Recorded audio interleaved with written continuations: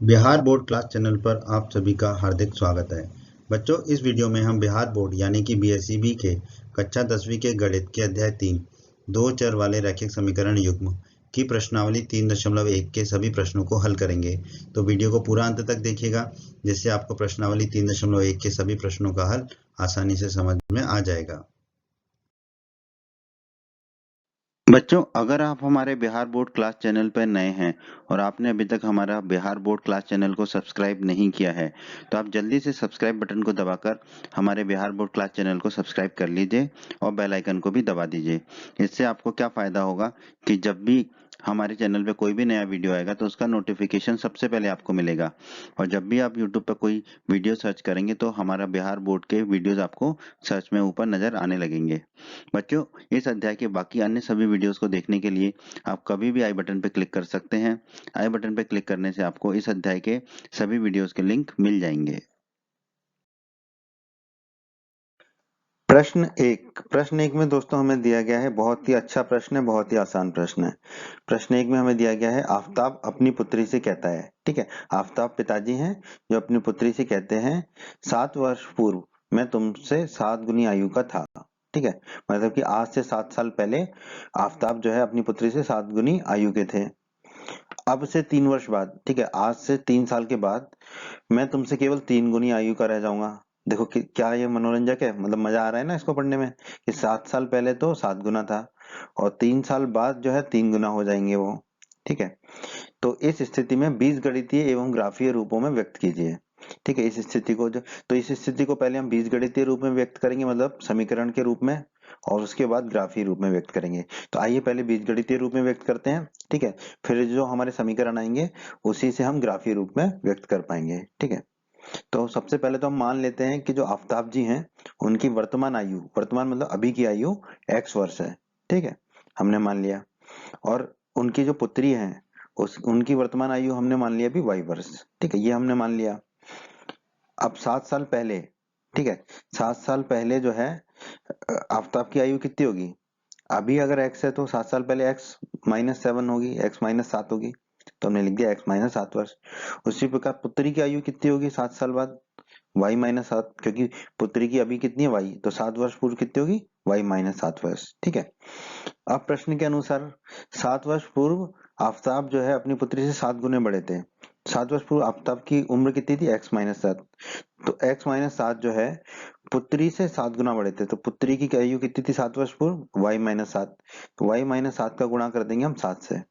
ठीक है, क्योंकि पुत्री की जो भी आयु थी 7 साल पहले उसके 7 गुना, मतलब उसका गुणा करो 7 से, तब आयु आ जाएगी हमारी आफताब की, पर कब? 7 वर्ष पूर्व। तो हमारा आ गया x-7 बराबर 7 गुणा y-7। ठीक है, अब x-7 को वैसे ही लिख दिया, 7 गुणा y हो जाएगा 7y, और 7 गुणा -7 हो जाएगा -49, सत्तू 49 होता है।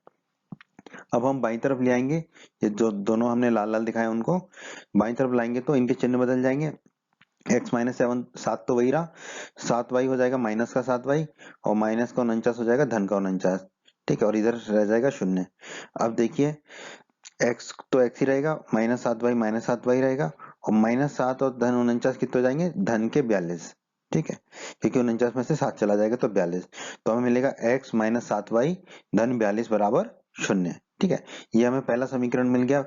ठीक है, अब हम दूसरे समीकरण के लिए आगे बढ़ते हैं। 7 वर्ष पूर्व की बात कर ली हमने, अब हम 3 वर्ष बाद की बात कर लेते हैं। ठीक है, तो 3 वर्ष बाद जो है आफताब की आयु कितनी होगी? अभी x है तो 3 वर्ष बाद होगी x धन 3 वर्ष। ठीक है, और पुत्री की कितनी होगी? अभी y है पुत्री की आयु, तो 3 वर्ष बाद होगी पुत्री की आयु y धन 3 वर्ष। ठीक है, अब प्रश्न में कहा गया है, क्या कहा गया प्रश्न में? 3 वर्ष बाद मैं तुमसे केवल 3 गुनी आयु का रह जाऊंगा। मैं मतलब आफताब कह रहे हैं, तो आफताब जो है x धन 3 जो है वो 3 वर्ष बाद की उनकी आयु है आफताब की, वो किसकी 3 गुनी रह जाएगी? पुत्री की आयु की। तो पुत्री की आयु कितनी है 3 साल बाद? y धन 3। तो हम कह सकते हैं x धन 3 किसके बराबर होगा? y धन 3 के 3 गुणा गुणा 3। ठीक है, 3 का गुणा करेंगे y धन 3 में, 3 गुना होगा y धन 3 का। अब बस इसको हल कर लेते हैं, x धन 3 तो वही हो जाएगा, 3 गुणा y हो जाएगा 3y, और 3 गुणा 3 हो जाएगा धन 9। ठीक है, अब बाई तरफ ले जाएंगे इन दोनों को, तो हमें मिलेगा x धन 3 तो वही, 3y हो जाएगा माइनस का 3y, और धन का 9 हो जाएगा माइनस का 9 बराबर 0। ठीक है, अब इसको और हल कर लेते हैं। तो x को हमने x लिखा, -3y को -3y लिखा। 3 में से 9 जाएगा क्योंकि ये 3 धन का है, 9 ऋण का है। 3 में से 9 जाएगा तो माइनस का 6 बचेगा हमारा, बराबर 0। तो ये हमारा आ गया दूसरा समीकरण, x -3y -6 बराबर 0। पहला समीकरण हमने निकाला था x -7y धन 42 बराबर 0। इसको भी लिख दिया हमने, x -7y धन 42 बराबर 0। तो ये दोनों समीकरण आ गए। तो ये दोनों ही समीकरण हमारे प्रश्न के पहले भाग का उत्तर है, जहां हमें इस स्थिति को बीजगणितीय रूप में व्यक्त करना था। तो ये दोनों समीकरण जो है इस स्थिति को बीजगणितीय रूप में व्यक्त करते हैं। ठीक है, अब इन दोनों समीकरणों की मदद से अब हम अपने प्रश्न को इस स्थिति को ग्राफीय रूप में व्यक्त करेंगे। बहुत ही अच्छे से समझ में आएगा आपको, बहुत ही आसान है। ठीक है, और बहुत सरल शब्दों में समझाया गया है। ग्राफीय रूप से व्यक्त करने के लिए पहले हमें क्या करना होगा, जो भी दोनों हमारे समीकरण हैं उन समीकरणों को एक एक करके हल करना होगा और उन पे दो दो बिंदु निकालने होंगे। ठीक है, फिर उन दोनों बिंदुओं को मिलाएंगे तो हमें एक रेखा मिलेगी। ठीक है, उस समीकरण की। तो ऐसे ही हमें दोनों समीकरणों की रेखाएं खींचनी है ग्राफ पर। तो हमने पहले पहला समीकरण लिख लिया, x -7y धन 42, दोनों तरफ वही समीकरण लिखा है। ठीक है, तो पहले तो हम दो बिंदु ज्ञात कर लेते हैं इस समीकरण से। तो x बराबर हम मान लेते हैं 0 पहले। तो हमने x 0 ले लिया। ठीक है, तो x को 0 रख देंगे यहाँ पर। तो x को 0 रखेंगे तो 0 -7y धन 42 बराबर 0। ठीक है, तो -7y 42 को दाईं तरफ ले जाएंगे तो माइनस का 42 हो जाएगा। माइनस से माइनस कट जाएगा तो 7y बराबर आ जाएगा 42। अब 7 को नीचे ले जाएंगे तो 7 हो जाएगा, y बराबर हो जाएगा हमारा 42/7, क्योंकि हमें y का मान ज्ञात करना है। 7 छिंग 42 होता है, कटेगा 7 से 42, तो y बराबर हमारा आ जाएगा 6। तो हम यहाँ पर रख देंगे y बराबर 6। तो हमारा पहला बिंदु मिल गया, x बराबर 0, y बराबर 6, 0,6 से हम बोल देंगे। अब दूसरा बिंदु ज्ञात कर लेते हैं। ठीक है, उसके लिए हमने x बराबर 7 ले लिया। ठीक है, हम कुछ भी ले सकते हैं, कोई भी ले सकते हैं, हम अपनी सुविधा के अनुसार ले रहे हैं। ठीक है, जैसे x बराबर 0 लिया था, अभी हम x बराबर 7 ले रहे हैं। तो हमने यहाँ पर भी लिख दिया x बराबर 7। अब समीकरण में x बराबर 7 रख देंगे तो ये हो जाएगा 7 -7y धन 42 बराबर 0। तो 7 -7y धन 42 बराबर 0। 7 का मान हमने x का मान 7 यहाँ रख दिया। ठीक है, अब देखिए -7y, अब ये 42 और 7 कितना हो जाएगा, 49। ये धन का 49 होगा और दाईं तरफ जाएगा तो -49 हो जाएगा। तो -7y बराबर हो जाएगा -49। माइनस से माइनस को काट देंगे, थैंक यू वेरी मच। तो 7y बराबर मिलेगा 49। ठीक है, अब हमें y का मान ज्ञात करना है, तो 7 को दाईं तरफ ले जाएंगे तो बट्टे में चला जाएगा। तो y बराबर हो जाएगा 49/7, सत्तू सत्तू 49। तो y बराबर हमारा आ जाएगा 7। ठीक है, तो यहाँ रख देंगे हम y बराबर 7। तो हमें दूसरा बिंदु भी मिल गया, x बराबर 7 और y बराबर 7, 7,7। ठीक है, अब इसी तरह हम दूसरे समीकरण के दो बिंदु ज्ञात कर लेते हैं। दूसरे समीकरण के दो बिंदु ज्ञात कर लेते हैं। ठीक है, हमने बना लिया एक्स वाई। अब हमने दूसरा समीकरण लिख दिया, x -3y -6 बराबर 0, x -3y -6 बराबर 0। तो सबसे पहले हमने ले लिया x बराबर 0। हम कुछ भी ले सकते हैं x और y का मान। ठीक है, एक का मान लेंगे, दूसरे का मान ज्ञात करेंगे। तो x बराबर हमने 0 ले लिया, तो यहाँ पर लिख देंगे x बराबर 0। ठीक है, अब समीकरण में रख देंगे x बराबर 0। तो हो जाएगा 0 -3y -6 बराबर 0। 0 -3y -6 बराबर 0 हो गया। ठीक है, अब -6 को दाईं तरफ ले जाएंगे तो धन का 6 हो जाएगा, तो ये होगा -3y बराबर 6। ठीक है, अब अगर हमें y का मान ज्ञात करना है तो माइनस को हम दाईं तरफ ले जाएंगे तो 3y बराबर हो जाएगा -6। ठीक है, अब y निकालना है हमें, तो 3 को कहाँ रख देंगे, बट्टे में दाईं तरफ। तो y हो जाएगा y बराबर -6/3, क्योंकि 3 बट्टे में चला जाएगा हमारा, 3 जो है बट्टे में चला जाएगा। तो y हो गया -6/3।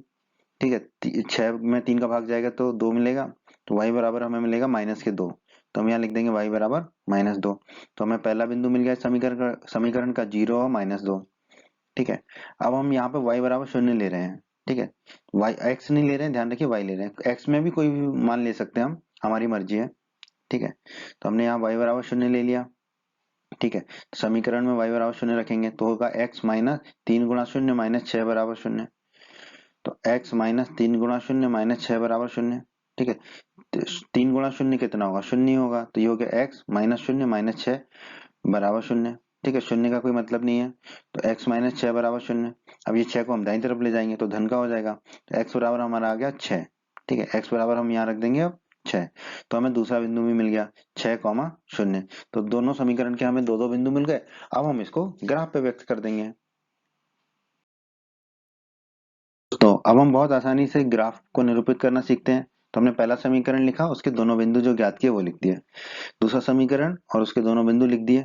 ठीक है, ये आप पहले ही निकाल चुके हैं, आपको बार बार नहीं लिखना है। ठीक है, क्योंकि जगह कम होती है इसलिए हमें दोबारा लिखना पड़ा। अब हम ग्राफ बनाएंगे। तो हमने ये ग्राफ बनाया। अब देखिए इसमें जो बिंदु है, ठीक है, एक्स जो है 0 से 7 तक है, यहाँ पे 0 से 6 तक है। ठीक है, तो हमने ले लिया एक्स पे 2 4 6 8, ताकि सारे हमारे बिंदु आ जाएं।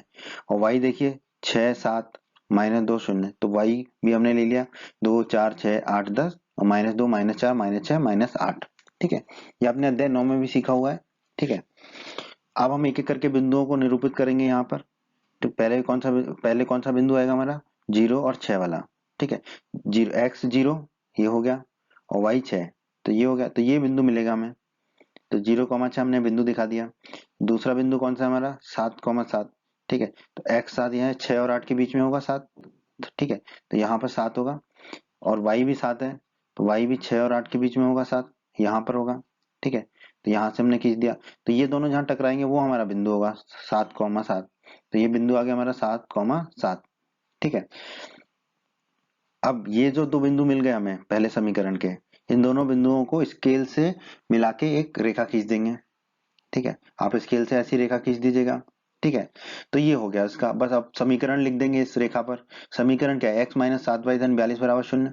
ठीक है, तो यहाँ पे लिख दिया एक्स माइनस 7 वाई धन 42 बराबर 0।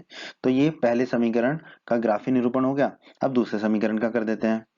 ठीक है, दूसरे समीकरण का पहला बिंदु क्या है हमारा, 0, -2। ठीक है, तो x बराबर 0 ये है और y बराबर -2 ये है। तो ये पहला बिंदु आ गया 0, -2। दूसरा बिंदु क्या है हमारा, 6,0। ठीक है, तो x बराबर 6 और y बराबर 0, तो यही बिंदु मिल जाएगा हमको। ठीक है, 6,0। अब इन दोनों बिंदुओं को, इन ये और ये बिंदु, जो दोनों बिंदु आए हैं, इनको मिला के एक रेखा खींच देंगे। स्केल से आप खींचेगा रेखा, तो ऐसी रेखा आपको मिल जाएगी। ठीक है, अब बस जो समीकरण है रेखा पे वो समीकरण लिख देते हैं, x माइनस 3y माइनस 6 बराबर 0। तो हमने लिख दिया x माइनस 3y माइनस 6 बराबर 0। ठीक है, तो ये हो गया हमारा ग्राफीय निरूपण इस प्रश्न का, इन दोनों समीकरणों का। ठीक है, तो यही हमारे इस प्रश्न के दूसरे भाग का उत्तर है दोस्तों। प्रश्न दो बिल्कुल प्रश्न एक की तरह ही है दोस्तों। प्रश्न 2 में हमें दिया गया है क्रिकेट टीम के एक कोच ने, ठीक है, कोच होता है जो खेलना सिखाता है, तो क्रिकेट टीम के कोच ने 3900 रुपए में 3 बल्ले तथा 6 गेंदें खरीदी। बाद में उसने एक बल्ला तथा उसी प्रकार की 2 गेंदें 1300 रुपए में खरीदी। इस स्थिति को बीज गणितीय तथा ज्यामितीय रूपों में व्यक्त कीजिए। बिल्कुल प्रश्न एक की तरह है। तो हम मान लेते हैं कि एक बल्ले का मूल्य कितना है, x रुपए है, और एक गेंद का मूल्य हम मान लेते हैं y रुपए। ठीक है, तो हमें दिया गया है प्रश्न में, कोच ने 3900 रुपए में 3 बल्ले और 6 गेंद खरीदी। 3 बल्ले मतलब 3x हो जाएगा, 6 गेंद मतलब 6y हो जाएगा। तो 3x धन 6y बराबर कितना हो जाएगा, 3900, क्योंकि 3900 रुपए में खरीदी। ये हमारा पहला समीकरण हो गया। और प्रश्न में कहा गया है कोच ने एक बल्ला तथा उसी प्रकार की 2 गेंदें 1300 रुपए में खरीदी। एक बल्ला, एक और बल्ला मतलब x, और 2 गेंदें मतलब 2 × y। तो x धन 2y बराबर कितना हो जाएगा, 1300। ठीक है, तो ये दो समीकरण हो गए हमारे, 3x धन 6y बराबर 3900 और x धन 2y बराबर 1300। तो ये हमारे प्रश्न के पहले भाग का उत्तर हो गया। हमने जो इस स्थिति को बीजगणितीय रूप में व्यक्त कर दिया। अब हम ज्यामितीय रूप में व्यक्त करेंगे। ठीक है, मतलब कि ग्राफ के रूप में व्यक्त करेंगे। तो इन दोनों समीकरणों की हमें रेखाएं खींचनी होंगी ग्राफ के ऊपर। ठीक है, तो हम आगे बढ़ते हैं अब इसके लिए। तो ज्योमेट्री रूप में व्यक्त करने से पहले हमें दोनों समीकरणों के दो दो बिंदु ज्ञात करने होंगे। तो हमने पहला समीकरण लिख लिया 3x धन 6y बराबर 3900। ठीक है, इसके दो बिंदु ज्ञात करेंगे। ठीक है, ये हमने बना लिया, और एक्स वाई के लिए।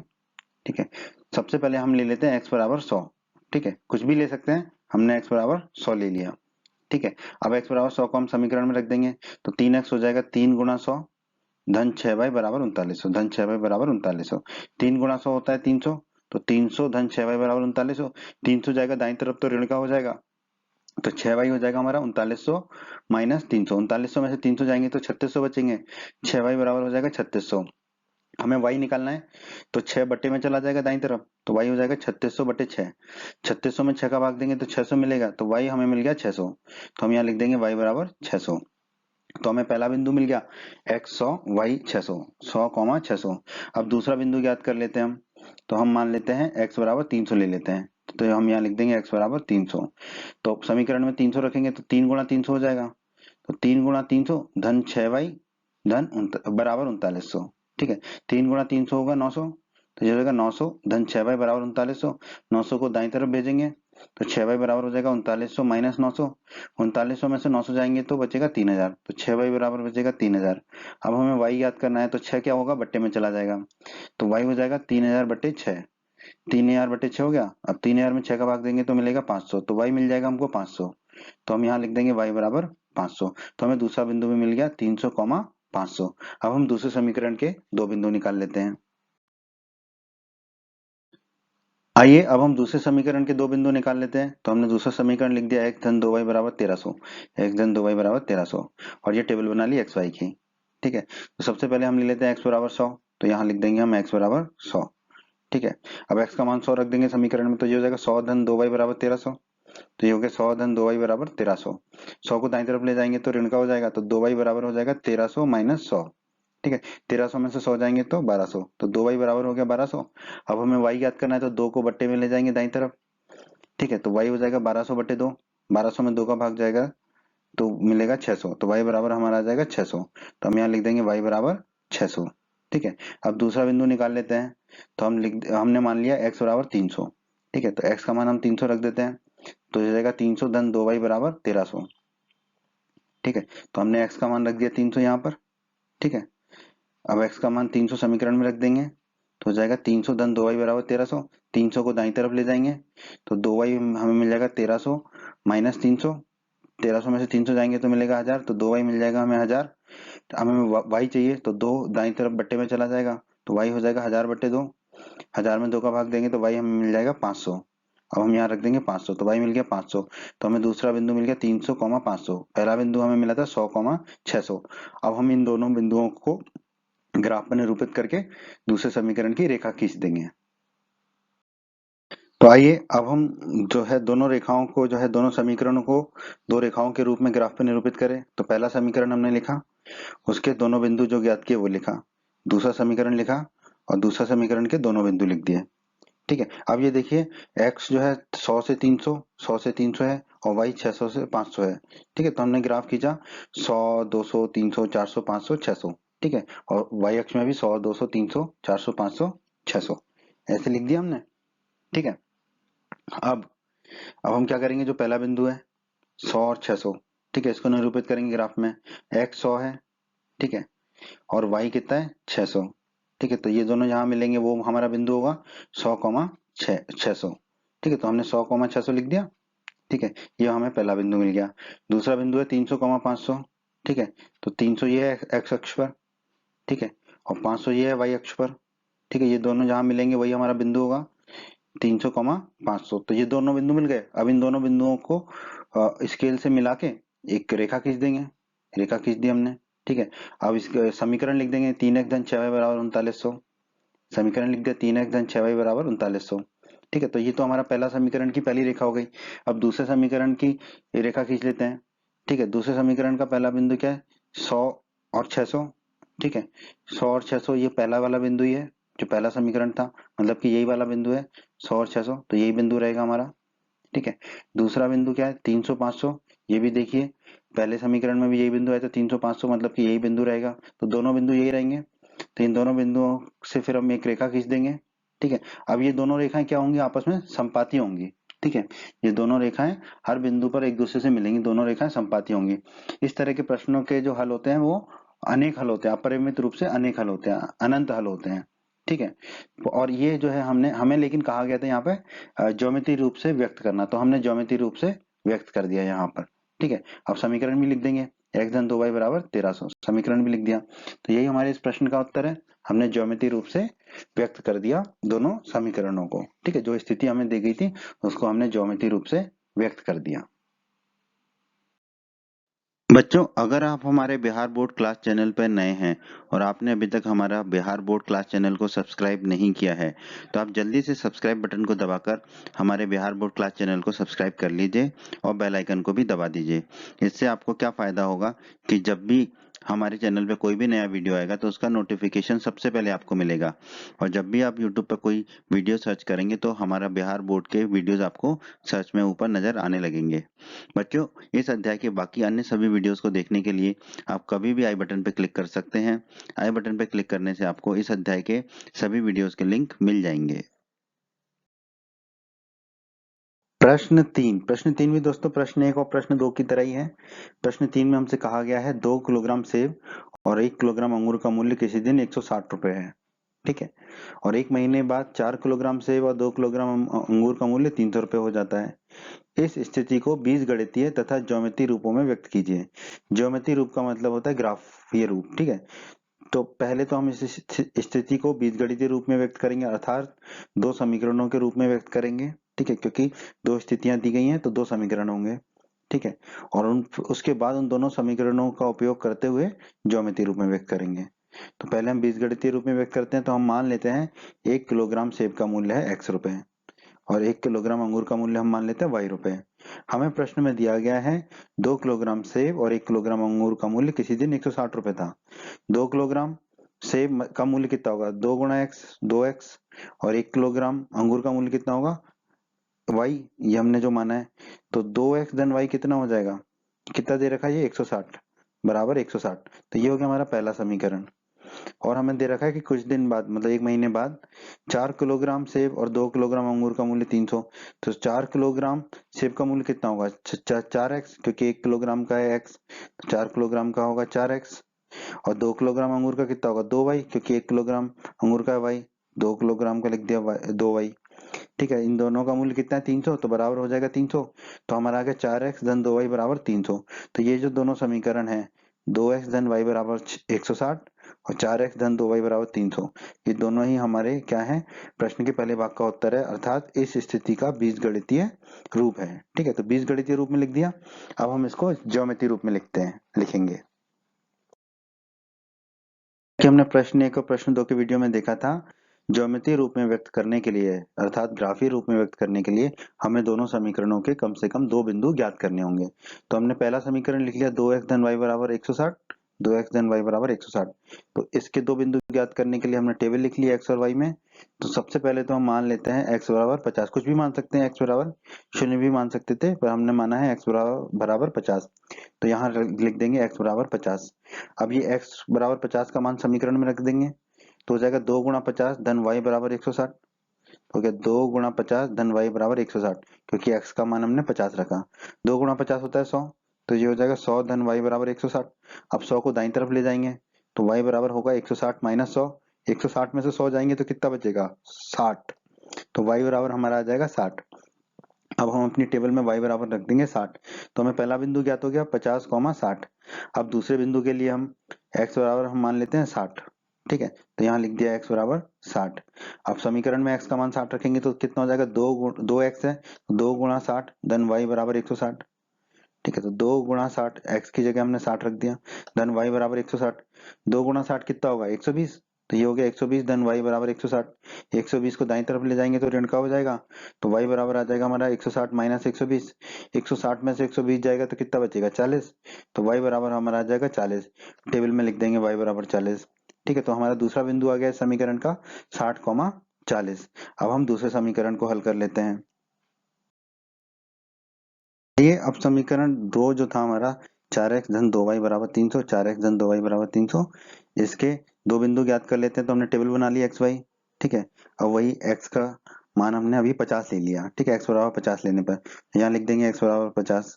ठीक है, अब ये x बराबर 50 समीकरण में रख देंगे, तो 4x है तो 4 गुणा 50। ठीक है, 4 गुणा 50 धन 2y बराबर 300। 4 गुणा 50 कितना होगा? 50 गुणा 4 होता है 200। तो ये हो गया 200 धन 2y बराबर 300। 200 को दाईं तरफ ले जाएंगे तो 2y बराबर आ जाएगा 300 माइनस 200। 300 में से 200 गए तो 100 बचा, तो 2y बराबर 100। हमें y ज्ञात करना है तो 2 क्या होगा? दाईं तरफ बट्टे में चला जाएगा, तो y बराबर हो जाएगा 100 बटे 2। 100 में 2 का भाग देंगे तो हमें y बराबर 50 प्राप्त हो जाएगा। तो y हमारा आ गया 50, तो हम यहाँ लिख देंगे y बराबर 50। तो दूसरे समीकरण का पहला बिंदु आ गया हमारा 50, 50। अब दूसरा बिंदु ज्ञात कर लेते हैं, तो x बराबर 60 ले लेते हैं, तो यहाँ लिख देंगे x बराबर 60। ठीक है, x बराबर 60 समीकरण में लिख देंगे तो 4 गुणा 60 हो जाएगा। 4x कितना हो जाएगा? 4 गुणा 60 धन 2y बराबर 300। 4 गुणा 60 कितना होता है 240। ठीक है, तो ये हो जाएगा 240 धन 2y बराबर 300। 240 को दाईं तरफ ले जाएंगे तो ऋण का हो जाएगा, तो 2y बराबर हमें मिलेगा 300 माइनस 240। ठीक है, 300 में से 240 जाएंगे तो 60 बचेगा, तो 2y बराबर 60 आ गया। हमें y ज्ञात करना है, तो 2 बटे में चला जाएगा दाईं तरफ, तो y हो जाएगा 60 बटे 2। 60 में 2 का भाग देंगे तो y हमें प्राप्त हो जाएगा 30। तो यहाँ लिख देंगे हम y बराबर 30।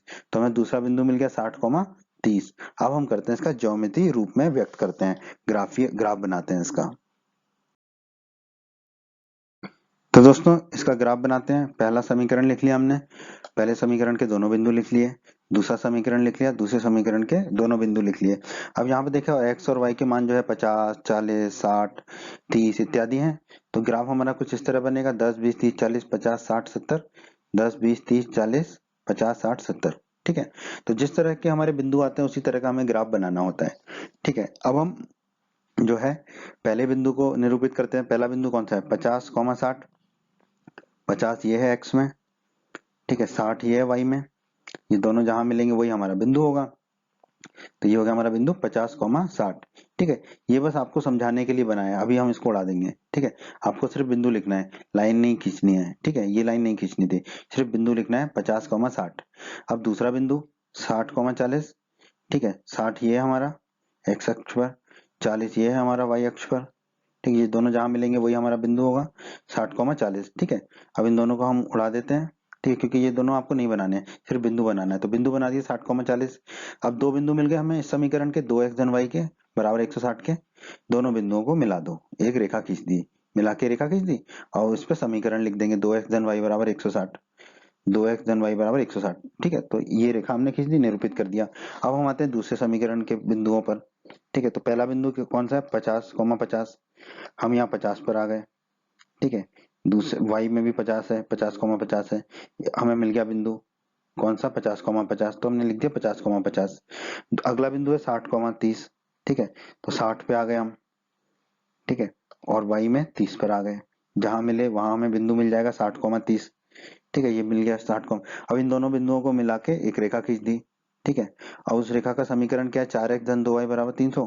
तो हमने लिख दिया 4x धन 2y बराबर 300। ठीक है, तो ये हो गया हमारा ज्योमेट्री रूप से निरूपण हमारे प्रश्न का। ठीक है, पर हम थोड़ा सा ध्यान देते हैं, यहाँ पे ये दोनों रेखाएं हमारी कैसी मिल रही है, हमें समांतर मिल रही हैं। ठीक है, तो इसका मतलब जो है इसका कोई भी हल नहीं होगा इस प्रश्न का। हालांकि ये पूछा नहीं है, बस हम इसको चर्चा कर रहे हैं। उत्तर तो हमारा आ गया। ठीक है, यही जो है ग्राफीय रूप से हमने निरूपण कर दिया। ठीक है, तो आपको अच्छे से समझ में आ गया होगा ये। उम्मीद करते हैं बच्चों आपको हमारा ये वीडियो पसंद आया होगा। बच्चों अगर आप बिहार बोर्ड क्लास चैनल पर नए हैं और आपने अभी तक हमारे चैनल को सब्सक्राइब नहीं किया है तो सब्सक्राइब बटन को दबाकर जल्दी से चैनल को सब्सक्राइब कर लीजिए और बेल आइकन को भी दबा दीजिए। इससे आपको क्या फ़ायदा होगा, जब भी हमारे चैनल पर कोई भी नया वीडियो आएगा तो उसका नोटिफिकेशन सबसे पहले आपको मिलेगा। और जब भी आप यूट्यूब पर वीडियोज़ को सर्च करेंगे तो हमारे चैनल के वीडियोज़ आपको ऊपर नज़र आने लगेंगे। आप हमारे वीडियोस को अपने साथी छात्रों के साथ, दोस्तों के साथ व्हाट्सएप और फेसबुक पर अवश्य शेयर कीजिए, जिससे आपके दोस्तों को भी लाभ हो सके। आपको वीडियो पसंद आया है तो वीडियो को लाइक अवश्य करें और इस अध्याय के अन्य सभी वीडियोस को देखने के लिए आई बटन पर क्लिक करें। आई बटन पर क्लिक करने से आपको इस अध्याय के सभी वीडियोस के लिंक प्राप्त हो जाएंगे। धन्यवाद बच्चों।